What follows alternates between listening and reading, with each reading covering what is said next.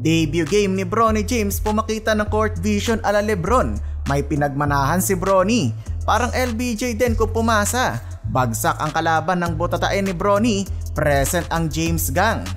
Eto na mga idol, sasabak na sa kanyang debut game si Bronny James sa NBA G League, kung saan ang kanyang koponan ay ang South Bay Lakers, ang affiliate ng LA Lakers sa G League. Present ang mga bigating players ng Lakers tulad nila Anthony Davis, D'Lo at syempre ang James Gang. Nakamasid din si Coach Redick dito kay Bronny.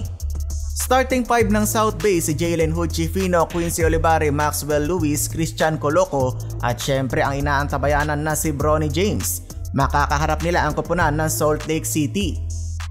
Si Bronny James mga idol ang unang nakascore sa game. Ito ang first bucket ni Bronny sa kanyang debut. Binigla ng mid-range ang kanyang bantay.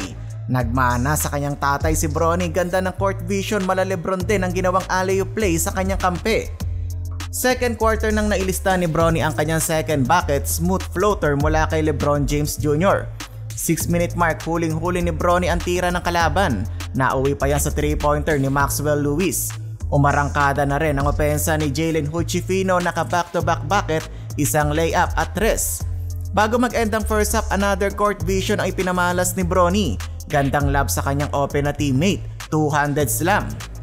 Kontrolado ng South Bay Lakers ang buong game kaya nga nagagawa nila ito mga no-look lob. Bago mag-end ang third mga idol, Bronny naka-steal, sayang nga lang at hindi natapos ang alley-oop. Dunk na sana yon for Bronny James. Well, natapos ang laban, panalo ang South Bay Lakers 110-96. Hindi ganun kagandahan ang pinakita ni Bronny kung saan meron lamang siyang 6 na puntos. 2 of 9 from the field, 0 of 4 beyond the arc, 3 rebounds, 4 assists, 2 steals, pero may 5 turnover ang anak ni King James.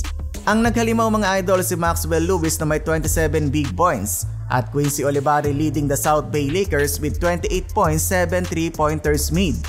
Abangan na lang natin mga idol, baka sa susunod na laban ni Bronny ay dito na lalabas ang kanyang natatagong galing.